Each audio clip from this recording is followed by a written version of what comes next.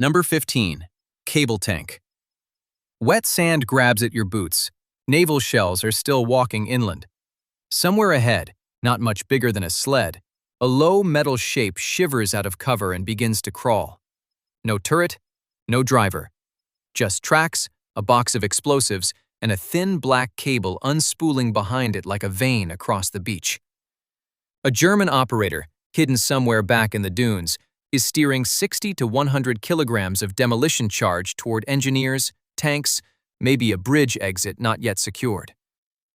The Goliath looked brilliant, a mass-produced unmanned ground weapon on the beaches of 1944. One burst of rifle fire, one shell crater, one snag in the sand could turn it into dead weight. That is the contradiction at the center of it. These weapons came out of documented laboratories, built by documented engineers, yet 80 years later many of them still feel only half understood. The robot that could be defeated with a pair of wire cutters. On June 6, 1944, German coastal troops behind the Normandy beaches had a machine that seemed to belong to a later war. The official versions were the SDK FZ-302, and then the SDK FZ-303A and 303B. Allied soldiers gave them plainer names: beetle tanks, cable tanks, remote demolition vehicles.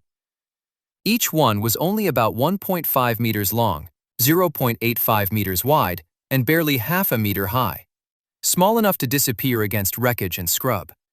Inside that low steel body sat enough explosive to break a bunker wall, tear into a tank, or obliterate a cluster of engineers clearing obstacles under fire. It did not need a driver in the hull. The driver was somewhere else, a man with a control box, a line of sight. A three-strand cable trailing out behind the vehicle, sometimes sighted at around 650 meters, though on an actual battlefield that distance collapsed fast.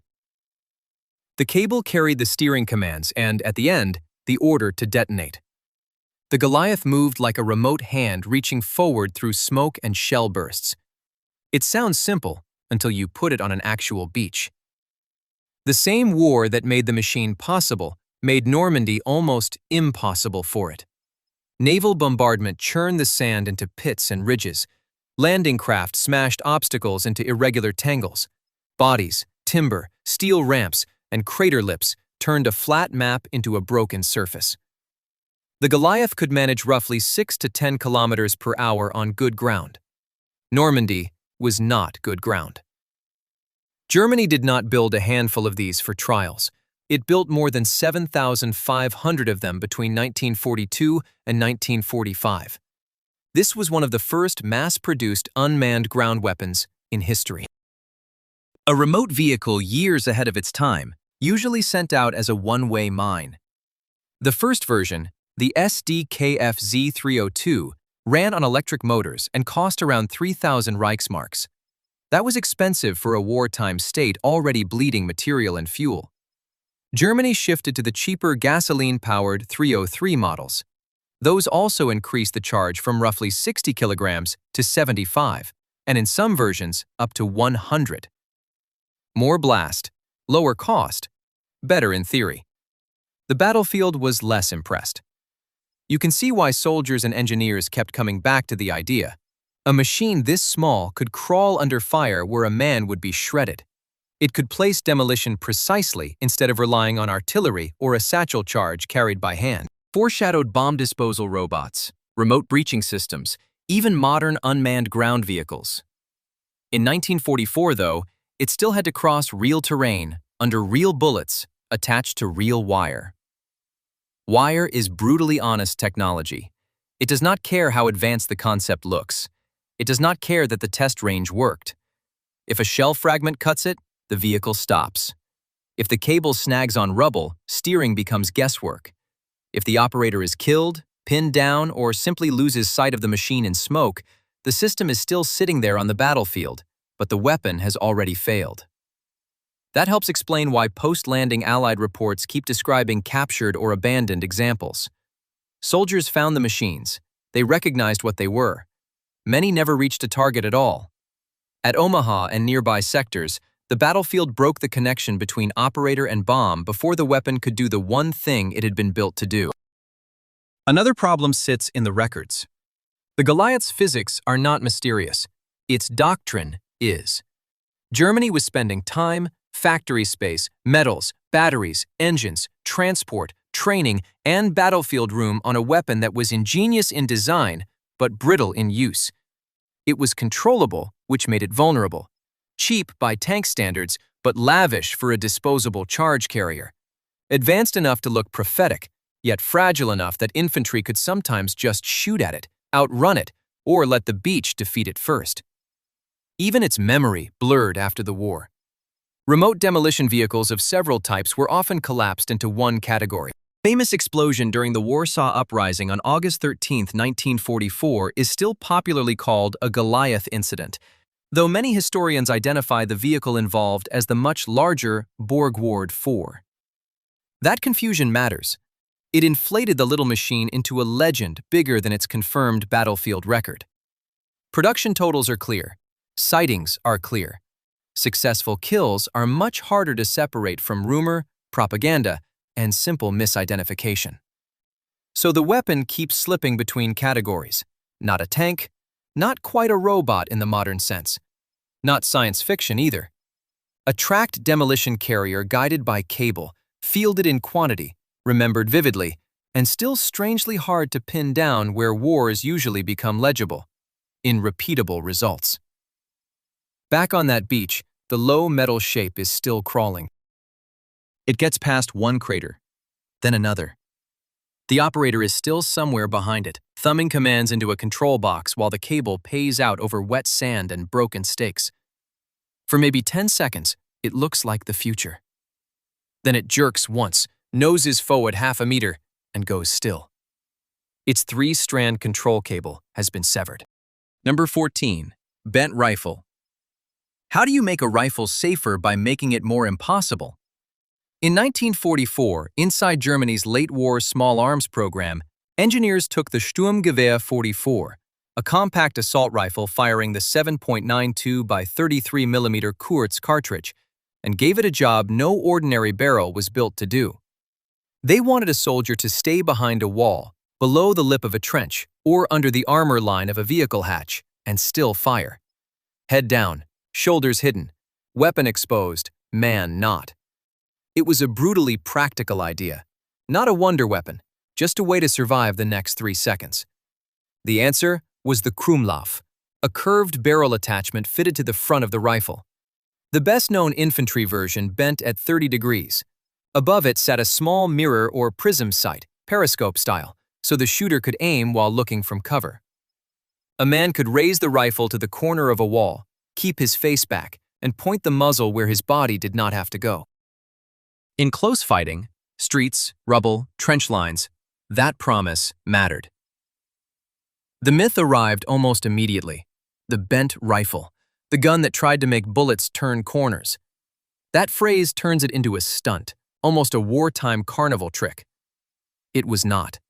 There was a real battlefield problem under it, and infantry were only half the story. German armored crews had their own blind spot problem. An enemy soldier could get close to a tank's hull, too near for the main gun, awkward for mounted machine guns, hidden at the wrong angle under armor. A curved weapon system had obvious appeal there, too. A vented version was proposed for armored vehicles, meant to let crews sweep the dead ground hugging the tank itself. Put the device back into that scene. Men inside armor, trying to hit someone pressed against the hull, and it stops looking absurd. By 1944 and into 1945, several versions were under test. 30 degrees for infantry use, sharper concepts at 45 degrees, even 90-degree experiments, which sound less like small arms engineering and more like a dare issued to metallurgy. The steeper the bend, the worse the prospects became. Steel had limits. So did bullets. The Krummlauf did function, at least in the first sense that mattered. Pull the trigger, stay in cover, send rounds around the obstacle. In a hallway, beside a ruined doorway, at the edge of a trench, that was enough to make it frightening. But firing is not the same as working. The public image gets the wrong part of the story. The puzzle was never that German engineers taught a bullet to glide neatly through a curved pipe and emerge unchanged. The puzzle is that they got any useful performance at all. A 7.92 Kurtz projectile moving down a sharply bent bore does not pass through gently. It is forced hard against the curve. The jacket takes stress. The steel takes stress. Internal ballistics stop being normal and start becoming abusive. The idea fits in one sentence. Making it survive repeated fire was the hard part. Captured examples reached Allied evaluators in 1945, and the verdict was sober. Ingenious, dangerous at very short range, but not decisive. Not durable enough, not accurate enough. The failure was not one dramatic burst on the first shot. It was repetition. Shot after shot, the curved section wore rapidly. His life was limited, often described only in the hundreds of rounds depending on version and angle. Hundreds, not thousands. The sharper bends were far less viable. Inside that bend, repeated fire did damage that was less cinematic than the myth and far more destructive to usefulness. The bullet could deform as it forced its way through the curve. In some cases, it could begin to break up or fragment as it exited. Accuracy degraded fast. Not in the slow, familiar way a rifle barrel simply ages, but quickly enough that the attachment's usefulness collapsed toward point-blank work. The barrel was not redirecting clean flight. It was spending its own life to get a few shots around cover. That is what makes the Krummlauf such an odd survivor in the WW2 technology archive. The promise was concrete: fire from behind cover. For a brief window, it delivered exactly that. Look closer, and it stops resembling a revolutionary weapon. It looks more like an emergency compromise built under extreme pressure. Clever enough to be field-tested, maybe issued in unclear numbers, but too fragile to become dependable. Even the surviving record slips at that point. Prototypes, tests, captured pieces, limited use. The totals are inconsistent. The stories are broader than the paperwork. Officially, it was a practical attachment for the Sturmgewehr 44 with infantry and armored vehicle applications. In practice, the bullet came out damaged, the curve wore out fast, and on the sharper versions, the barrel was losing the argument almost as quickly as the enemy was. Number 13. Night eyes. The night vision system arrived before the war was ready for it. In March 1945, a U.S. intelligence report described a German soldier carrying something that sounded a century ahead of its time. An STG-44 with a special sight, a lamp that threw invisible light, a battery pack on his back. The document was dry, almost clinical. The image it leaves is not. An infantryman walking into darkness with gear built to turn night into a firing lane. Not flares, not moonlight, a powered system. A man-sized machine for seeing after sunset. The designation was ZG-1229. The nickname was Vampir. It was built for the Sturmgewehr 44. By the winter of 1944 to 1945, German engineers and army planners were trying to force it into the field just as the Reich was losing control of the day. Allied aircraft owned the skies. Daylight movement meant exposure. The logic was brutal. If the enemy owned the daylight, darkness had to be used instead. This was not night vision as the word sounds today. It did not gather tiny scraps of ambient light. It had to light the target itself. On the rifle sat an image converter sight. Beside it, an infrared spotlight. The lamp projected light the human eye could not see. The converter turned the reflection into a visible image, usually described as greenish. The soldier was not magically seeing in darkness. He was carrying an invisible flashlight, then looking through a device that translated the beam into a picture. It sounds elegant until the weight shows up. The sight and lamp are commonly described at about 2.25 kilograms, around 5 pounds. Mounted on the weapon. Then came the battery, then the harness, and the rest of the soldier's load.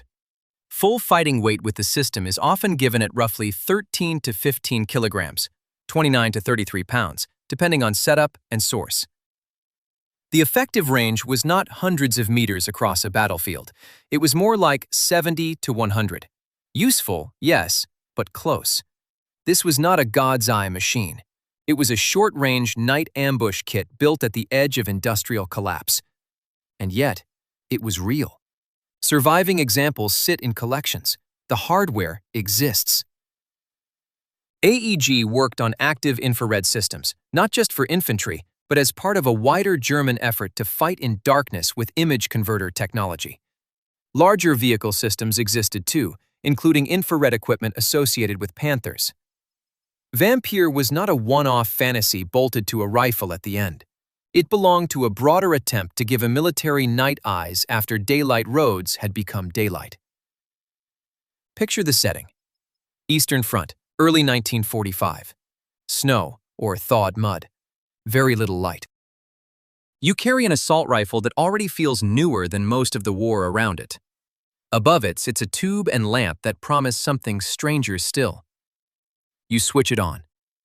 Ahead, maybe 80 meters out, shapes begin to separate from the black. Tree line. Fence. A moving figure. For a few seconds, it must have felt like touching a future no ordinary infantryman was supposed to have. Then the trail goes thin. Late war references place Vampir in service in very small numbers with selected units in 1945, often on the Eastern Front. There are post-war recollections. There are museum pieces. There are technical descriptions. What is missing is a clean operational record, broad deployment, neat unit histories, or a stack of battlefield reports showing German infantry widely fighting with powered infrared rifles in the final months of the war. That gap is the center of the story. The device was not imaginary, it existed. The missing piece is scale. How many reached the troops? Which troops got them? Under what conditions? With what batteries, training, spare parts, and tactical doctrine, in an army whose transport network was collapsing under bombardment? The miracle carried its own problem. Active infrared made the user a hunter, but not only a hunter. Anyone else with compatible infrared viewing equipment could potentially detect the lamp. The beam was invisible to normal eyes, not to the right machine. Its secrecy depended on a technological environment in which almost nobody else could answer it. Vampir sits in a narrow space between breakthrough and curiosity. Too advanced to dismiss. Too thinly documented to treat as a battlefield transformation. It shows a war ending before a technology had the time, material, and organizational stability to become normal. The rifle itself was already straining German industry. Add powered optics, batteries, image converter tubes, and night fighting doctrine in 1945, and the strain gets worse.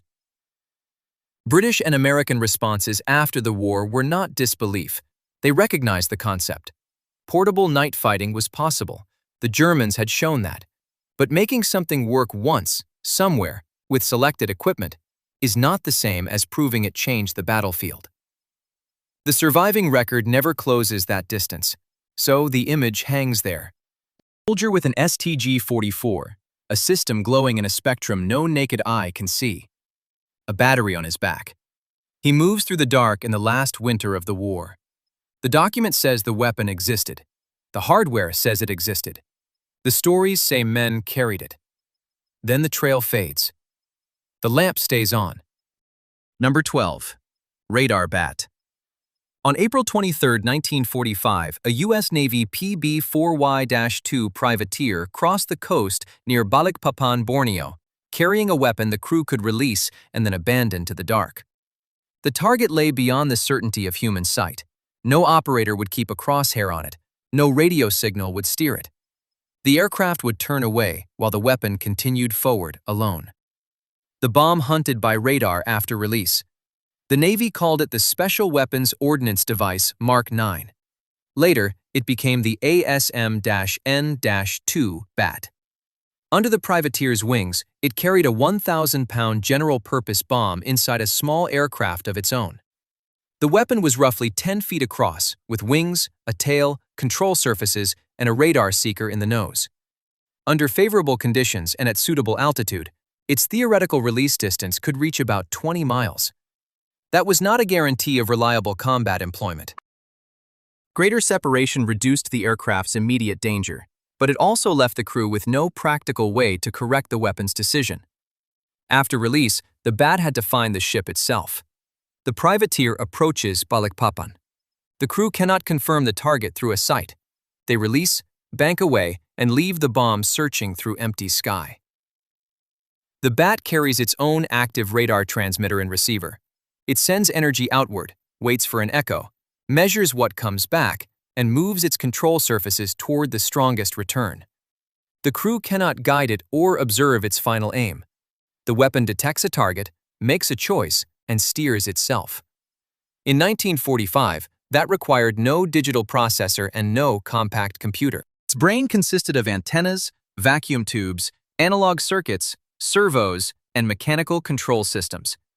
Every part had to survive launch shock, vibration, cold air, salt, and the violent transition from aircraft speed to guided descent. A defensible description is that the bat was one of the earliest operational autonomous anti-ship weapons.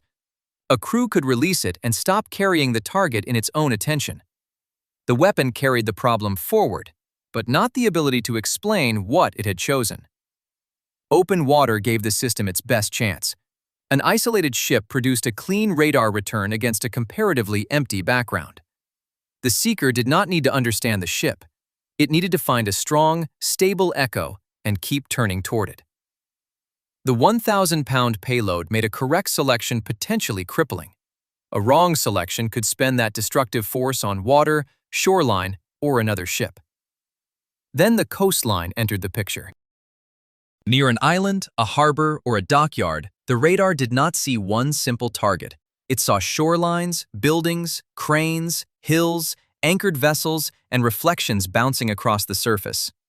A ship could be close to land and still be the weaker or less stable return. The bat could not distinguish shore from vessel in the human sense. It reacted to the signal presented to it. That created a concrete danger near Balikpapan. A bat released against shipping could turn toward a coastal return instead of the intended vessel, or select one ship in a crowded anchorage while the crew believed it was attacking another. Friendly or recently cleared shipping occupied the same radar picture. The same autonomous logic could produce a friendly fire risk. The aircraft, already potentially many miles away, would have no radio command with which to interrupt the attack. The combat record is difficult to read with confidence. The bat was used against Japanese shipping and coastal targets near the end of the Pacific War, but the number of vessels it actually destroyed remains uncertain. Wartime claims, post-war Japanese records, and later summaries do not always agree. In crowded harbor areas, smoke, fire, shoreline clutter, or damage from other attacks could conceal what happened. The missing evidence is not merely how many bombs hit, it is which radar return each bomb selected before the damage was reported. That uncertainty limited the weapon's value as a dependable command tool. Crews could release it, but commanders could not reliably verify either the target choice or the hit. Approximately 2,580 bats were built. That number matters because the weapon was not a laboratory curiosity. It was manufactured, carried across the Pacific, and placed into combat in numbers large enough for its identification problem to matter repeatedly. Yet it arrived as the war was running out of time. The first combat use came on April 23, 1945. Germany had already surrendered. Japan was still fighting, but the window for learning how an autonomous seeker behaved around islands and harbors was narrow. There would be no long campaign in which crews gradually mapped every condition that made the radar reliable. No peaceful development cycle separated prototype, field trial, and mature system. Surviving mission-level record does not securely establish that a bat was released at Balikpapan, nor does it identify a documented final target there. The scene is therefore best treated as a reconstruction of the kind of operation the weapon was designed to conduct, not as a confirmed account of one bomb's last seconds.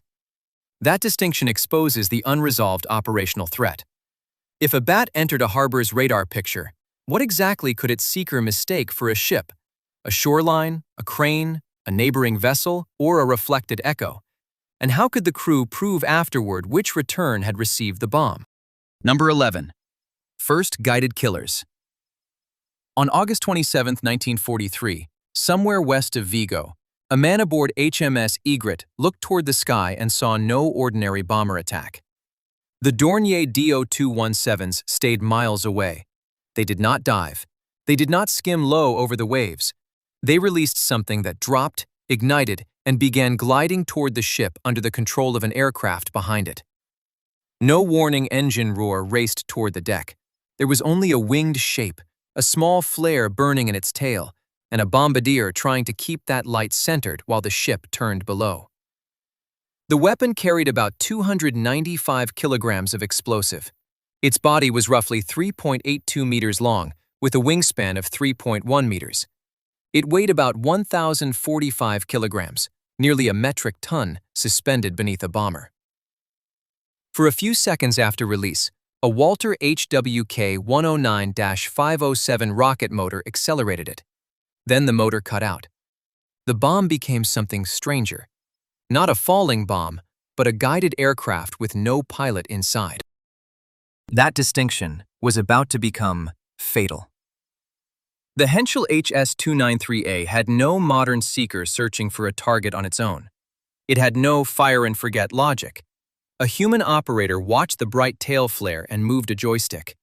His commands traveled through the German Kehl-Strasbourg radio link, telling the weapon to bank left, bank right, climb, or descend. The ship below could maneuver. The bomb could maneuver too. A ship facing something that did not fall ballistically was no longer fighting only armor against explosive. The engagement involved a moving target, a distant operator, and a radio signal that had to survive the entire attack. On board Egret, there was no time to analyze the arrangement. Escort sloop was supporting an anti-submarine group when aircraft from Luftwaffe Unit KG-100 arrived from occupied France. 2 days earlier, the same weapon had damaged HMS Biddeford. Now the HS-293 was coming for Egret. The flare stayed visible. The operator kept steering.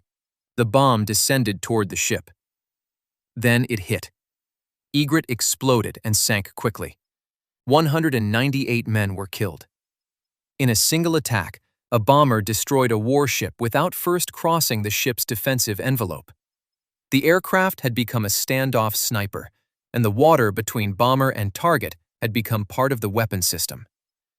This was the anti-ship weapon that turned radio into a battlefield. Histories often give the HS-293 a simple title, the first warship-killing guided missile used in combat. The label hides an awkward technical question. It was rocket-boosted and radio-controlled, yet it was still a glide bomb rather than a self-propelled missile in the modern sense. Its identity depended on which part of the attack mattered most: the rocket, the wings, the radio, or the human hand behind the signal. The argument could wait. Allied crews had a more immediate problem. The weapon's accuracy depended on one person maintaining visual contact with a flare only a few centimeters wide at combat distance. Smoke could hide it. Cloud could erase it. Sun glare could wash it out. Anti-aircraft fire could obscure the line of sight. Every evasive turn by the ship forced the operator to correct again before the bomb reached the water. The HS-293 was precise only while the chain remained intact. The Allies attacked that chain, tried to destroy the launch aircraft before release. They changed formations. They used smoke and violent turns. Most importantly, they worked to jam the radio commands sent through the Kehl transmitter and Strasbourg receiver. If the operator could still see the flare but could no longer steer the weapon, the guided bomb became a fast, dangerous object with no reliable decision-maker behind it. The attack was not simply an explosive gliding toward a ship. It was a conversation carried through the air. Germany issued commands. The bomb responded. Allied electronic warfare tried to interrupt the exchange. The official description sounded almost ordinary: a radio-guided glide bomb, launched by a Dornier, corrected by an operator, countered by jamming. On August 27th, aboard Egret, the reality was harsher. A ship was under attack from a weapon that did not obey gravity alone. Somewhere beyond the deck, a man was steering a flare. Somewhere between them, Allied interference was contesting every command. The ship did not lose only to the 295-kilogram warhead. It lost while the operator's command link and Allied jamming fought over control of the final seconds. The first recorded guided kill was officially a bomb strike. In practice, it was a radio battle that ended inside a ship. Number 10. Shipbreaker. On September 9, 1943, the battleship Roma was north of Sardinia, steaming away from Italy with Admiral Carlo Bergamini aboard. She was one of the Regia Marina's largest ships. She had been built around an old promise of survival at sea: steel, compartments, armor, and guns. In the afternoon, German Dornier Do-217 bombers from 3/KG-100 found the formation. Minutes later, Roma was hit. One bomb struck forward, another went down near the magazines. Internal explosions tore through the ship, broke her apart, and sent her under with about 1,253 men, including Bergamini. This was not a battleship battered to death in a long gunnery duel. The ship was opened from above. Start with the weight, about 3,450 pounds, roughly 1,565 kilograms, based on the German PC-1400 armor-piercing bomb. Then the speed. In the terminal dive, about 770 miles per hour. Then the angle of attack. Battleships expected punishment at the belt armor along the side. This came down onto the deck from high altitude, with gravity doing most of the work and human correction doing the rest. The metallurgy was familiar, the explosive was familiar, even the bomb shape was familiar. In 1943, that combination made an armored capital ship look suddenly exposed. The guidance is where the picture gets strange, but not for the usual reason. Fritz X was not autonomous. It was not a magic bomb, and not a fire-and-forget machine. A man in the aircraft had to watch it fall. A flare burned in the tail so he could keep it in sight against sea and sky. He sent steering commands by radio through the Kehl-Strasbourg control system. Tiny corrections. Left. Right. Hold it there. Enough to walk a falling bomb onto a moving ship. In practice, it was messier than that. After release, the bomber had to keep flying a fairly steady course. That left it exposed while everyone below worked out what was happening. The bombardier had to see bomb and target in the same line of sight. Clouds could ruin the attack. Haze could ruin it. Smoke could ruin it. A bad release could ruin it. A nervous operator could ruin it. A ship turning below could ruin it. A bomber trying not to die above could ruin it. Yet it still worked well enough to kill Roma almost immediately. That same week, the shock became a pattern. On September 11, 1943, off Salerno, USS Savannah was hit by a guided bomb. The strike killed 197 crewmen. This was not one freak hit against one unlucky ship. For a brief window, old naval assumptions met a weapon that paired 19th century penetration logic with 20th century control. Dense body, delayed fuze, high-altitude drop, and a human hand on the radio link. Open water stopped acting like protection. It became empty space around the aim point. Look at the geometry. A ship at sea is not a city. It moves, it turns, it throws wake. From several thousand feet up, it is a narrow shape sliding through a much larger field of blue. An unguided armor-piercing bomb dropped too early splashes ahead. Dropped too late, it falls astern. Miss by a little, and all that mass and speed vanish into the Mediterranean. The frightening part was the correction in flight. Release no longer had to be perfect, it only had to be close enough for a man in the sky to save the shot on the way down. The bomb itself explains less than its reputation suggests. Victims had little warning. Countermeasures were limited. Tactics were still catching up. Radio guidance sounds unstoppable until you list what had to line up. Altitude, visibility, operator skill, aircraft discipline, target presentation, no effective jamming, no disruption of the control aircraft. Attack those conditions, and the weapon becomes far less godlike. In September 1943, for the crews seeing it first, that changed nothing. Armor designed to survive shells and bombs now faced something in between, a falling penetrator that could be nudged into place. The mystery is smaller than it first appears, and harder to shake. We know what Fritz X was. We know who carried it. We know the radio set. We know the weight. We know the terminal speed. What still feels difficult, even 80 years later, is the wartime chain that let one man in one bomber watch a flare, hold a line on a moving ship, and place a 3,450-pound bomb onto deck armor at the point where a battleship was least prepared to die. Roma gives the ending first.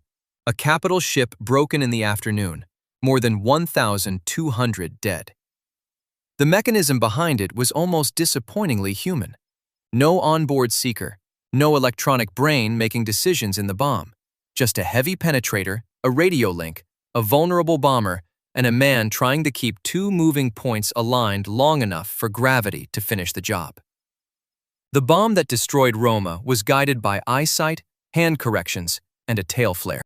Number 9. Buzz bomb. At about 4:25 a.m. on June 13, 1944, people in East London heard an engine where no engine should have been. Not the layered drone of bombers high overhead. One hard, flat buzzing. Lower. Closer. It crossed the dark above Mile End like a mechanical insect too large to be real. Then, near Grove Road by the railway bridge, the sound stopped. A moment later, 6 people were dead. People feared the moment the engine cut out more than the engine itself. If you had to explain the V1 to someone who never heard one, you would not start with blueprints or code names. You would start with the weight.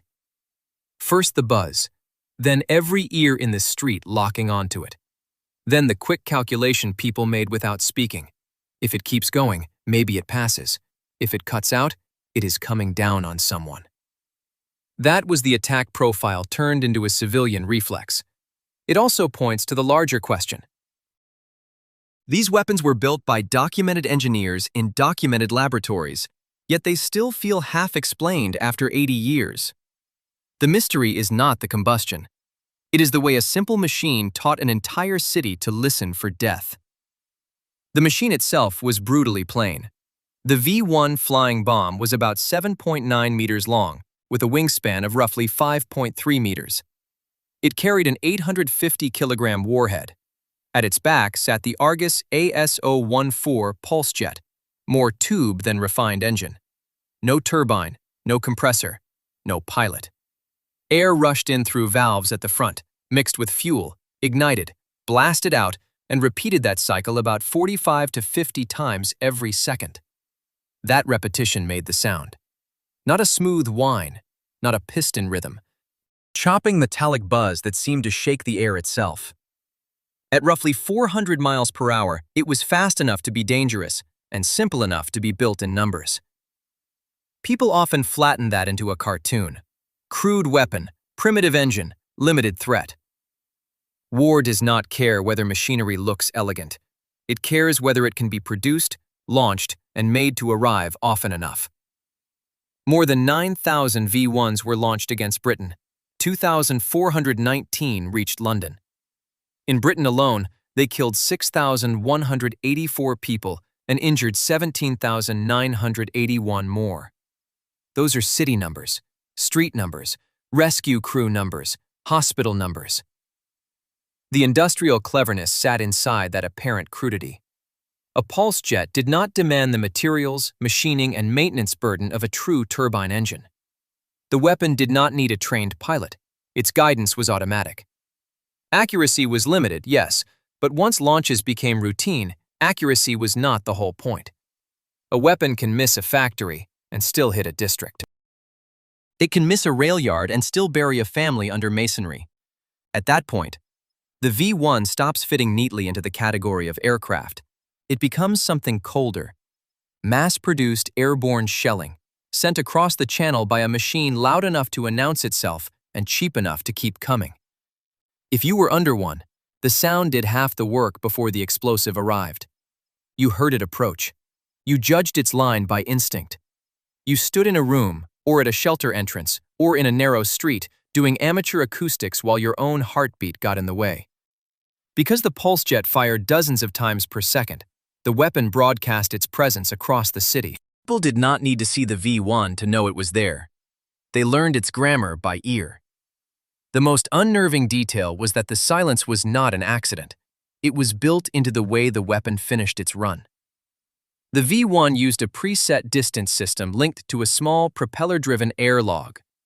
Once that counter judged the planned range had been reached, the controls shifted the bomb into a dive.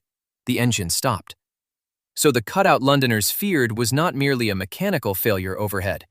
It was often the signal that the machine believed it had arrived. That turns terror into procedure. Somewhere in occupied Europe, the range is set. The bomb goes off a ramp. The pulse jet chatters to life. It crosses the channel unmanned, with no hand guiding it in the moment. Then the numbers say enough distance has passed, and the sound disappears by design. For the people below, it feels random. For the device, it is the final instruction. Even that does not fully settle the unease around it. We can explain the pulse frequency. We can diagram the valves. We can show the autopilot, the warhead, the air log, the launch rails.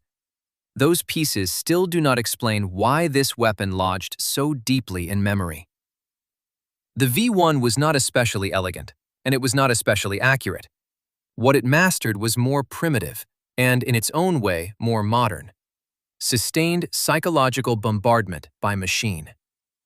The city lived inside a repeated sequence of noise, counting, and impact. So when survivors said they dreaded the silence more than the buzzing, they were not being poetic.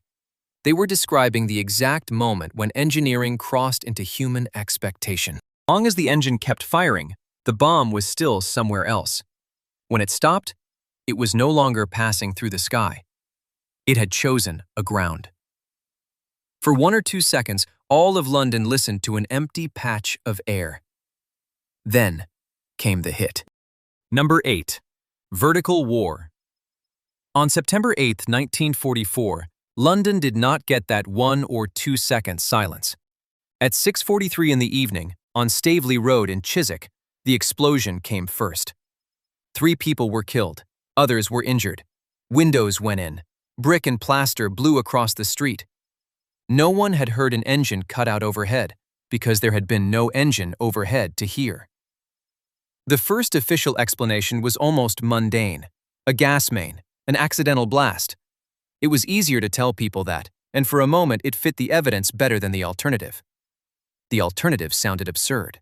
A weapon launched from the Netherlands had crossed roughly 200 miles, climbed on a steep arc toward the edge of space, and fallen into West London so fast that the sound arrived after the damage. You are standing in the street after the hit, dust still hanging in the air, and the only warning is the sound of a weapon that has already landed. The trick was not invisibility or some secret cloak. It was timing.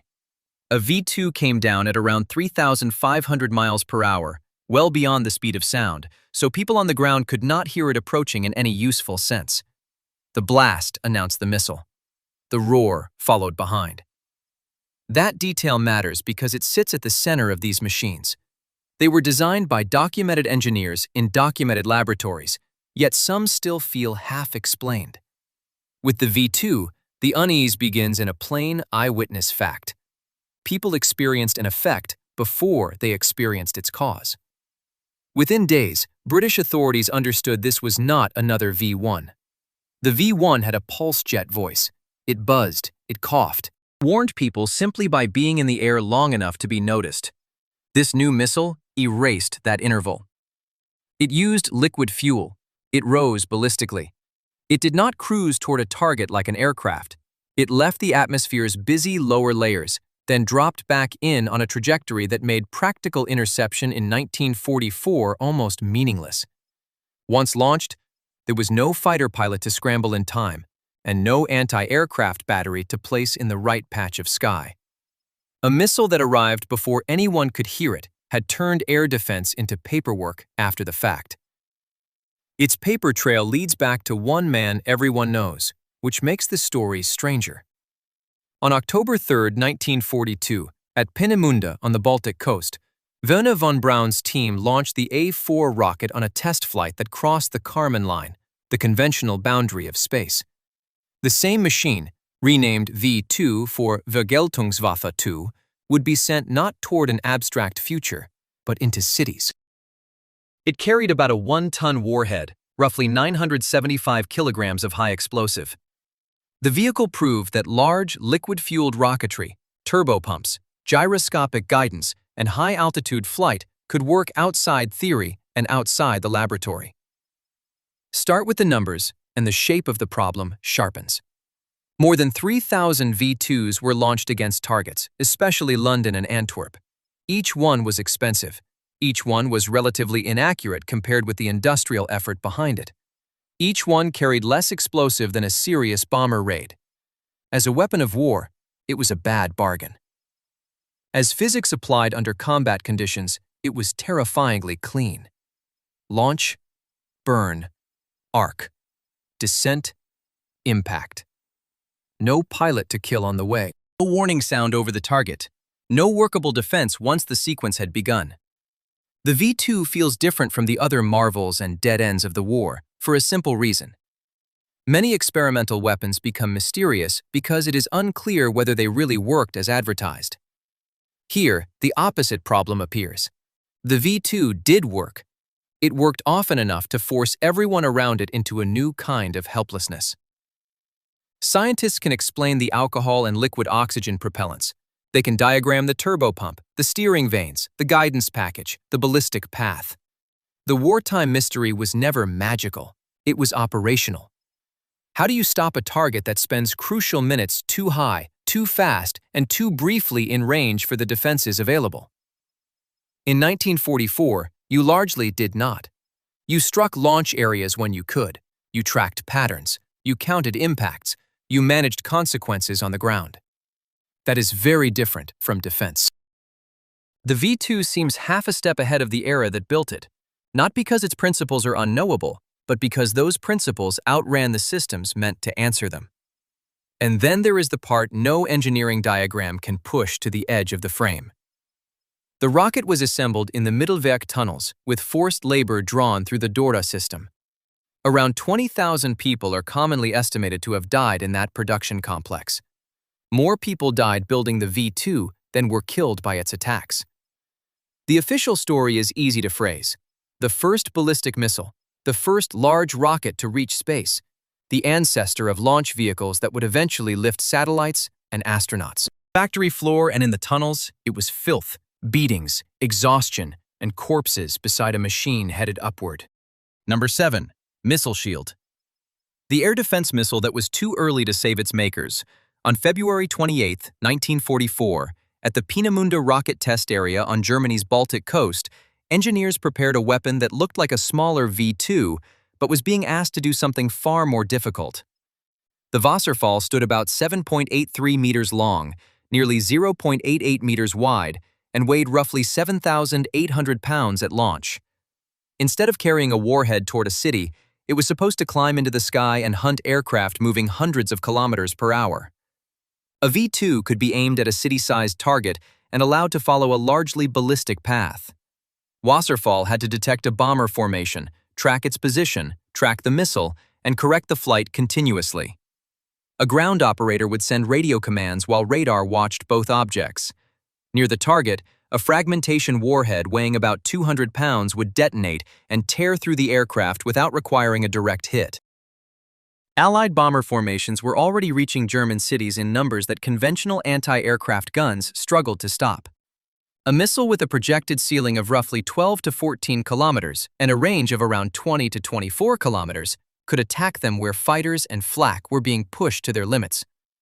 The concept was real before the system was ready. At Peenemünde, the first experimental firing produced the kind of evidence that makes later history uncomfortable. The missile could leave the ground. It could burn liquid propellants. It could rise under power. Filmed launches showed a machine that looked less like a paper project and more like the beginning of a new defensive age. Wasserfall is often remembered as the weapon that might have saved Germany from the bomber offensive, if only it had entered production a little earlier. The shape supports the story. The engine came from the V2 family. The mission was obvious. The threat was enormous. Germany had the rocket engineers, the test ranges, and the industrial urgency. Time, however, was not the only thing missing. You were sitting at a control station in 1944. Somewhere above you, a bomber is moving through cloud and darkness. Your radar sees one mark. Another mark is your missile. The two tracks are separated in 3 dimensions, while the target continues to turn, climb, and change speed. Your commands travel through electronics that must measure the error, convert it into steering instructions, and send those instructions before the geometry changes again. The missile is not simply flying toward an aircraft, it is chasing a future position. Propulsion had become spectacular. Guidance had not caught up. A human operator could steer a radio-controlled weapon when the target was visible and the engagement was slow enough to follow. Wasserfall demanded something closer to an automatic interception system. The operator had to interpret radar information, estimate where the bomber would be, and correct the missile before the window closed. Every delay mattered. A command that was accurate 1 second earlier could be wrong by the time the missile responded. The famous Bekebo incident revealed just how valuable this technology had become. On June 13, 1944, a German rocket test vehicle came down in Sweden.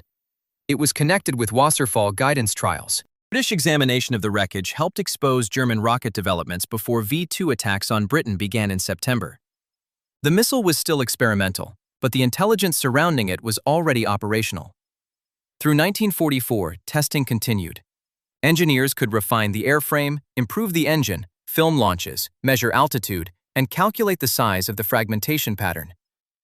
None of that solved the central problem. A weapon designed to defend cities had to make decisions faster than its control system could reliably make them. The war made the problem worse. Production facilities were under attack, fuel and materials were scarce, trained personnel were being pulled into other programs. A missile battery would require launch equipment, radar, command systems, communications, maintenance crews, and a reliable supply chain. The weapon was not one object. It was an entire network that had to function at the same moment. That network did not exist. By March 28, 1945, a German report reached a blunt conclusion. Manual control was too slow. Guidance commands would have to be generated automatically. The statement did not describe a minor improvement. It identified the difference between a missile that could be tested and an air defense system that could be trusted. Germany was collapsing by then. Wasserfall never became operational. There was no mature battery waiting behind the prototype, no hidden shield ready to cover the cities, and no final adjustment that would suddenly turn launches into interceptions. The missile had not failed because the idea was imaginary. Failed because the idea had arrived with its most important component still unfinished. The V2 proved that a large, guided rocket could cross the edge of space and strike a distant city. Wasserfall demanded the opposite, that a rocket find a moving aircraft inside a shrinking volume of sky. The engine was inherited, the problem was not. The air war might have changed if Germany had possessed a dependable automatic guidance system, mass production, radar coverage, trained crews, and time to deploy them. The record shows something harsher than a lost opportunity.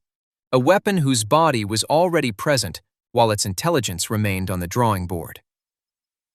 On March 28, 1945, the report did not announce a miracle. It announced that the operator could not react fast enough. Number 6. Almost stealth. In April 1945, U.S. Army personnel entered Friedrichsroda, Germany, and found an aircraft that seemed to have been designed by removing everything unnecessary. No tail, no familiar fuselage, just a broad wooden wing, 2 jet engines buried inside it, and a nose pointed toward a future the war would never reach. 3 days later, the nearest to complete example was gone. This was the aircraft that made people ask whether stealth began by accident. In 1942, Reimar and Walter Horten moved from experimental gliders to a jet-powered flying wing known as the Ho 9, later designated the Go 229. Hermann Göring allocated 500,000 Reichsmarks for the prototypes. The design promised speed through simplicity, less drag, fewer surfaces, and nothing behind the wing to disturb the airflow. But a flying wing is not simple to fly. The brothers had spent years refining all-wing aircraft.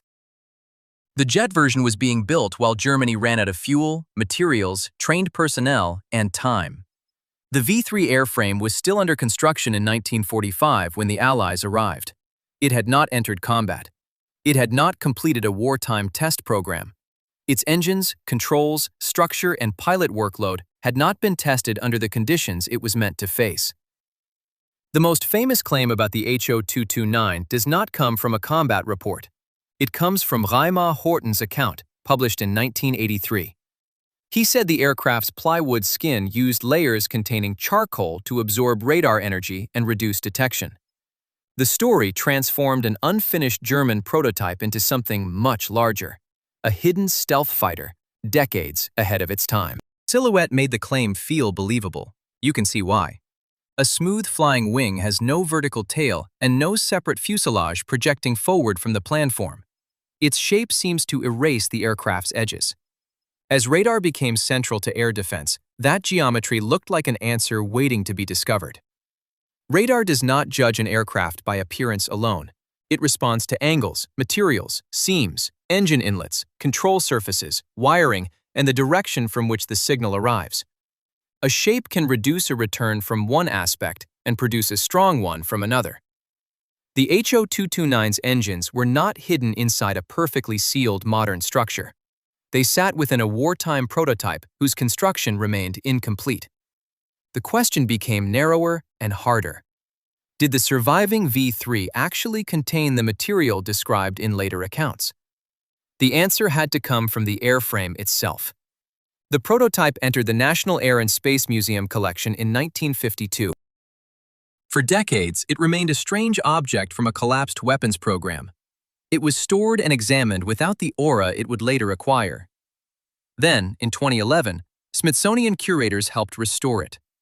The work created an unusual opportunity. This was not a rumor about a vanished machine.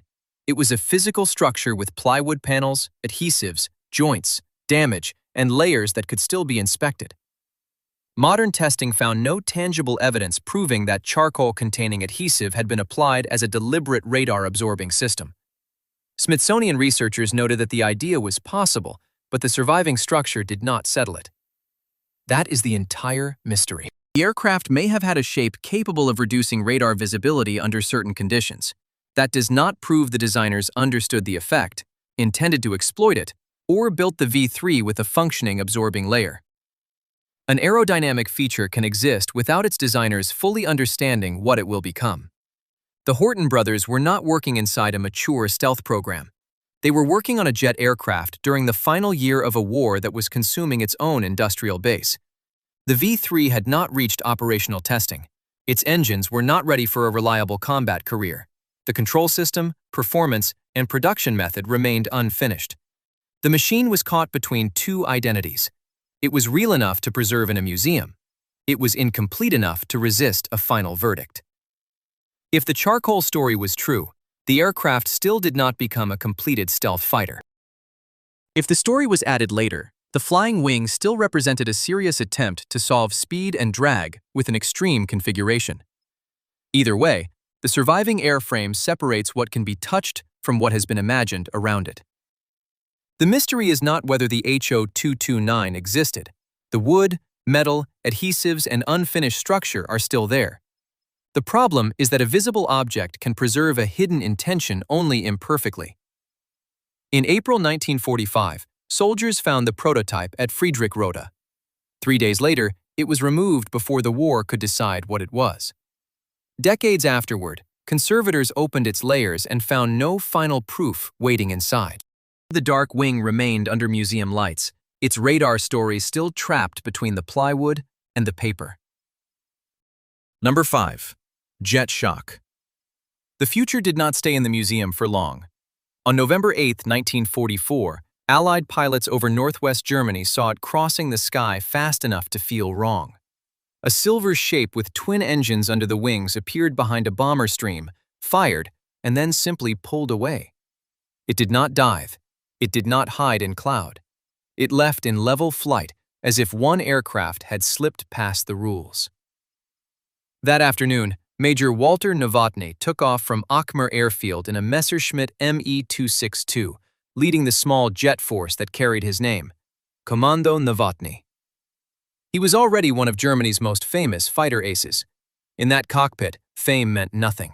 Speed did. The Me-262 could reach about 540 miles per hour, around 870 kilometers per hour. In level flight, piston fighters struggled to catch it.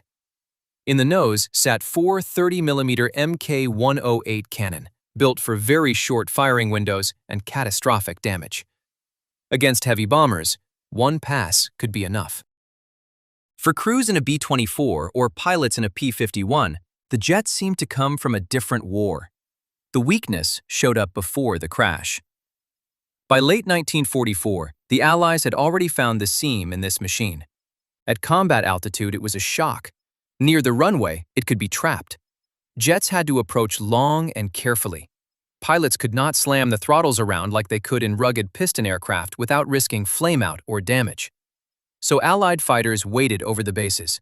They hunted the jet where it was slowest. Novotny went up anyway. The accounts from that afternoon agree on the broad outline, even where the last seconds blur. He claimed a B-24 and a P-51. Then he radioed trouble. One engine had failed. Months later, his Mi-262 came down near Epe, close to Bramsche. He died in the wreckage at 23. His death compressed the whole aircraft into one scene. The jet was real. The speed was real. The kills were real. So was the failed engine on the way home. So were the enemy fighters circling his airfield, waiting at the exact point where the miracle became vulnerable. This jet was faster than the system built to support it. The airplane itself had taken shape earlier. Its first jet-powered flight came on July 18, 1942, under test pilot Fritz Wendel. By 1944, it had become the world's first operational jet fighter. That sounds clean on a museum label. In practice, Germany had pushed into service an airframe from the next era, while much of the machinery under it still ran on shortages, improvisation, and pilots learning under combat pressure. At the center sat the Junkers Umo 004B. Two axial-flow turbojets gave the Mi-262 its entire character. They also imposed its limits. Germany lacked the heat-resistant alloys a durable jet engine needed at this stage of the war, so parts were made with inferior materials and carefully rationed substitutions. The result was an engine that could deliver astonishing performance and still wear out in roughly 10 to 25 operating hours. Not years, not hundreds of hours, sometimes days. Fragile engines reshaped everything around the aircraft. Training changed because pilots had to learn throttle discipline on a machine that punished abrupt movement. Logistics changed because maintenance crews spent their time keeping short-lived power plants alive. Strategy changed because an interceptor on the ground without engines, fuel, or trained men was just aluminum with excellent publicity. Germany built roughly 1,430 Mi-262s, yet far fewer reached combat units in usable condition. The number people remember is the futuristic 1. The more important number never reached the runway. Some of the myths around the aircraft still refuse to settle. People argue about Adolf Hitler pushing it toward bomber use, and that debate matters. It can also shrink the picture. Even if every internal argument had gone the other way, the deeper bottlenecks would still be there in plain view. Engines that wore out fast, fuel growing scarce, pilots entering combat with limited conversion time, factories under bombardment, assembly dispersed and disrupted, spare parts uneven, timing awful. The engineers were real. The laboratories were real. The documents are real. But knowing the shape of the machine is not the same as rebuilding the web that kept it in the air. The Mi-262 was never a supersonic breakthrough in the later Cold War sense, even if its swept wings helped with balance and high-speed handling problems. Its mystery is simpler than that, and more frustrating. Allied pilots did not defeat it by cracking some hidden aerodynamic code in the sky. They beat much of it by waiting near the runway, where acceleration was slow, approaches were predictable, and a damaged or cautious engine could turn the world's fastest fighter into a target. Officially, the Mi-262 was the first operational jet fighter, a machine that announced the future at 540 miles per hour. November 8, 1944, its most famous frontline commander came back toward Akmer on one engine, with Allied fighters overhead. Number 4. Perfect aim myth. The aiming machine promised precision war, then exposed how much depended on believing that promise. Before the United States had even entered World War II, one of the most guarded devices in American air power had already been compromised. In the Duquesne spy ring case, broken open by the FBI in 1941 and carried through convictions and sentencing into early 1942, a former inspector at the Carl L. Norden Company, Herman W. Lang, was tied to the transfer of confidential information about the Norden bombsight to German intelligence through Fritz Joubert Duquesne's network. The exact paperwork matters less than the larger fact. The secret had already left the factory. The machine that symbolized American precision was vulnerable not only in the sky, but on the ground, in memory, in routine, in human trust. Start with the promise. 20,000 feet, a tiny target, one bomb. The legend said a bombardier using a Norden could drop into a pickle barrel from high altitude. The claim spread so widely that it survived long after the conditions behind it had disappeared. The Norden was more than a telescope with crosshairs. It was the M9 bombsight, a compact mechanical analog computer packed with gears, gyros, dials, levels, and calculations. Its job was to solve a brutal problem, where a bomb released from a moving aircraft would land after wind, speed, altitude, and drift had finished with it. The arithmetic was elegant. The ritual around the machine was stranger. U.S. bombardiers were trained to treat the Norden almost like a sacred object. It stayed covered. It stayed guarded. It was removed from aircraft when possible. Capture looked likely. Crews were expected to destroy it. That secrecy made sense only if the machine's power depended on no one else understanding it. Lang had already exposed the weakness in that belief. A secret can sit in a vault. It can also leave the building inside a man's head. The machine itself did more than tell the bombardier when to release. In some installations, it linked to the aircraft's autopilot. During the final run, the bombardier could effectively steer the bomber onto the calculated path while looking through the sight. It was a remarkable piece of pre-digital warfare. A human in the nose of a bomber peered through optics, fed variables into a mechanical computer, and let the device guide the airplane through the last seconds before release. In diagrams and demonstrations, war looked reduced to mathematics. Combat tore that picture apart. At 20,000 feet, the atmosphere is layered, unstable, and full of error. Wind at one altitude differs from wind at another. Temperature shifts behavior. Vibration rattles the mechanism.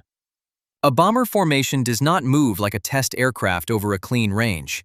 It turns, corrects, climbs, drifts, and tightens to stay alive. Then flak breaks around it. Clouds close in. Smoke from earlier bomb bursts climbs into the sight picture and turns geometry into guesswork. The Norden's history is really a history of piled-up deviations. A few miles per hour of speed error, a slight mistake in altitude, wind measured a little wrong, a target partly obscured, a pilot holding formation instead of holding perfection. Bombardier trying to compute in oxygen gear, under stress, in sub-zero air, with the aircraft shuddering around him. None of those problems looks dramatic by itself. Together, they widen the miss from a point to a block, and from a block to neighborhoods of consequences never shown in the clean sales pitch. That mattered because the bombsight was never just a device. It sat at the center of a doctrine. Daylight precision bombing needed more than airplanes and courage. It needed an instrument that made the doctrine sound physically possible.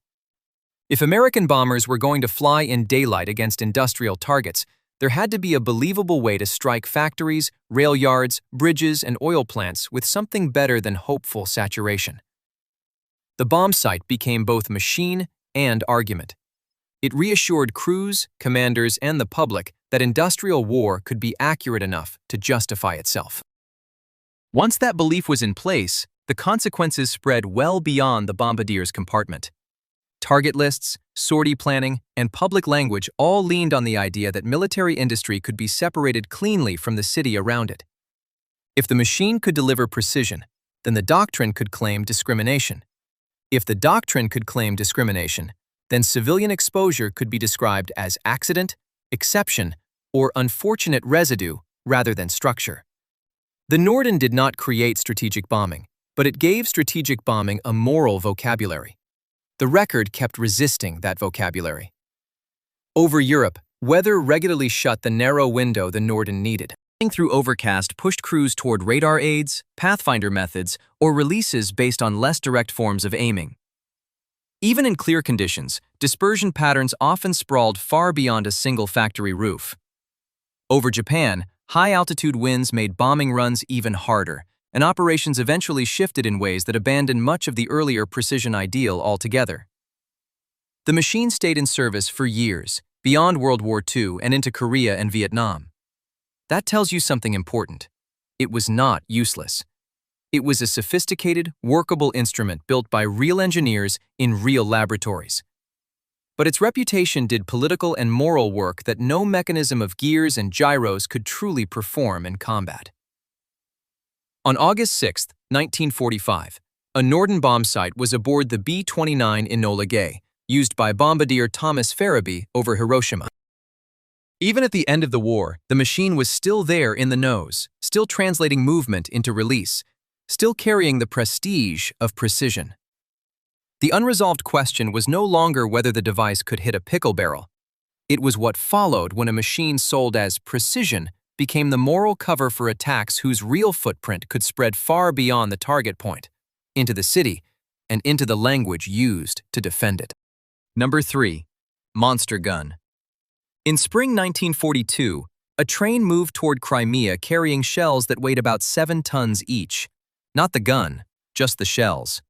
Steel cylinders the size of small vehicles, built for concrete, rock, and whatever men thought could be hidden safely behind both. Near Bakhchisarai, northeast of Sevastopol, German engineers were already preparing the place where those shells would be fired. They were not choosing a patch of ground. They were constructing a firing system in the landscape itself. Krupp had built it in Essen as the Schwerer Gustav, an 80-centimeter railway gun named for Gustav Krupp von Bohlen und Halbach. Its artillery crew called the weapon Dora. By June 1942, during the German assault on Sevastopol, it entered combat with what is often described as the largest caliber rifled barrel then actually used in war. But the barrel was only the visible center of the operation. The heaviest armor-piercing projectile weighed roughly 7 tons. Its targets were concrete emplacements, fortifications, and underground positions. Hitler wanted the gun for exactly that role, not for ordinary battlefield fire. The carriage was so heavy and specialized that aiming did not work like it did with a normal gun. There was no practical traverse in the familiar sense. The firing position had to do the turning. Engineers laid parallel curved railway tracks, allowing the entire monster to shift across them and change direction by degrees. A weapon that depended on aligned rail beds also needed prepared ground, heavy transport, ammunition handling, air defense, security, maintenance crews, and a protected operating zone. The machine stopped being one object and became a system with a barrel attached. German accounts of the deployment routinely put the crew count in the hundreds. Add engineers, guards, and the units assigned to protect such an obvious target, and the support personnel rose far beyond that. That burden created a new danger. Dora could not hide, and once construction began, the rails, earthworks, cranes, ammunition trains, and security perimeter exposed the gun's position before it had fired. Any interruption could immobilize the weapon. A damaged track, a disrupted supply line, a shortage of propellant, or a successful air attack on the ammunition handling area. The gun's strength depended on keeping an entire temporary system intact. Siege warfare sometimes provided that time. Sevastopol was not a fleeting encounter. It was a months-long battering contest of forts, bays, rock, tunnels, and artillery.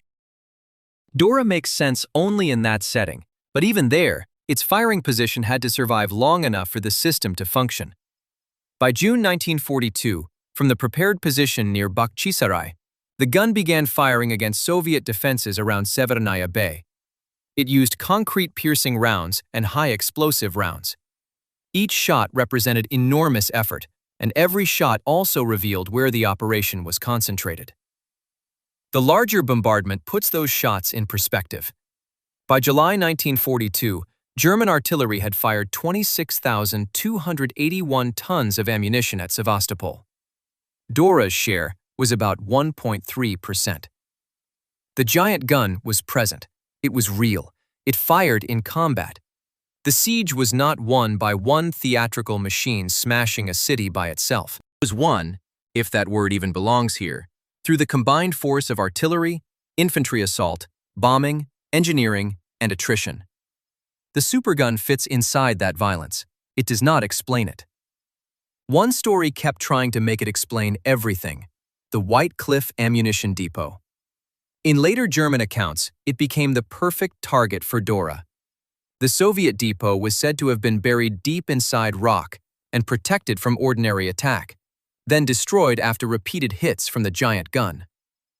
The claim spread because it completed the image: build the biggest cannon on Earth, drag it across Europe, lay custom rails, fire impossible shells, shatter the hidden fortress. The evidence does not close that neatly. Later historians have been much more cautious. Soviet and German records do not conclusively prove that Dora destroyed the depot. Air attack or other artillery may have caused the explosion. The explosion may have been real, while the attribution was wrong, simplified, or polished afterward into a cleaner story than siege warfare usually permits. Krupp built the weapon. It existed. It fired at Sevastopol in June 1942. Engineers had shaped the rail position near Bakhchisarai before it could aim. But when people point to the moment that justified all that labor, steel, and myth, the record blurs. Only one combat deployment is clearly confirmed: Sevastopol, 1942. After that, the legend traveled farther than the gun's battlefield record. This weapon crossed a continent and required an army-sized support system. In the one battle where it undeniably fired, its contribution amounted to a sliver of the total bombardment. The famous kill credited to it may not have been its kill at all, and the unresolved danger was more immediate than the legend. When the railway system, ammunition supply, or concealment failed, was Dora still a weapon? Or had the entire operation become a stranded target waiting for the next attack? Number 2. Shell brain. In March 1942, anti-aircraft crews were firing at aircraft that crossed the sky faster than their calculations could follow. A shell might reach the right altitude a fraction of a second too early, or too late. The gunner had to estimate the aircraft's speed, distance, angle, and future position, then set a mechanical time fuse before the round left the barrel. A small error was enough for the target to pass untouched. The problem was not getting an explosive shell into the air. It was making it explode close enough to matter. On March 10, 1942, Johns Hopkins created the Applied Physics Laboratory in Silver Spring, Maryland, to attack that problem directly. Merle A. Tuve led Section T under the Wartime Research System organized by Vannevar Bush and the Office of Scientific Research and Development. Their proposal sounded almost absurdly compact. Put a radio transmitter and receiver inside an anti-aircraft shell, let it sense the aircraft nearby, and trigger the explosion automatically. No direct hit, no perfect timing guess. The shell would decide when it was close enough to kill. A laboratory device only has to function on a bench. This one had to survive being fired from a gun. At launch, the shell was slammed forward by artillery forces violent enough to destroy delicate instruments, sever wiring, and crush ordinary components. Inside its narrow nose, engineers needed a power source, radio circuitry, safety mechanisms, and a detonator. Every part had to remain inert while the round sat in storage, survive the gunshot, spin through the atmosphere, detect a target, and fire at exactly the right moment. Had to do all of that before the shell ran out of sky. The heart of the system was a miniature radar. The fuse sent out radio energy and listened for reflections from a nearby aircraft. As the aircraft closed in, the returning signal changed, and that change became the trigger. The explosion no longer depended on the gun crew predicting the future. The shell recognized proximity in real time. The official name concealed what was happening. VT meant variable time, a phrase that sounded like an improved clockwork fuse.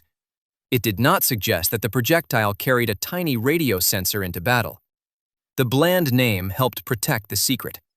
The enemy was not supposed to know that the shell was listening, but tiny hides the engineering violence inside it.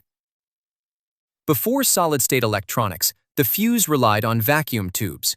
Tubes were fragile, heat-sensitive devices designed for radios and laboratory equipment, not for the nose of a spinning artillery shell.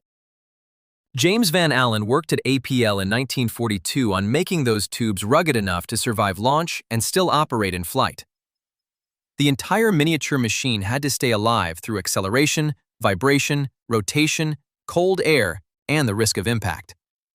A surviving Mark 58 cutaway shows how much had been compressed into that space. Radio electronics, batteries, safety logic, and detonation hardware had been packed into a component intended to be fired by the thousands. The consequence of failure was immediate.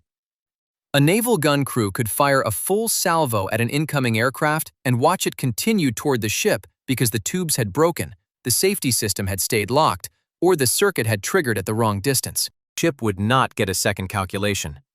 If the target was carrying a torpedo or bomb, the crew's error became flooding, fire, and casualties, not a miss recorded on a range table. The result began reaching the Pacific in 1943, where naval anti-aircraft guns used VT fuses against aircraft that could not be given another chance to pass. By the summer of 1944, the technology was being flown to Britain as V-1 flying bombs began crossing the channel. The target was now an unmanned weapon racing towards cities. Destroying it required not merely hitting a machine, but breaking it before its warhead reached a crowded street.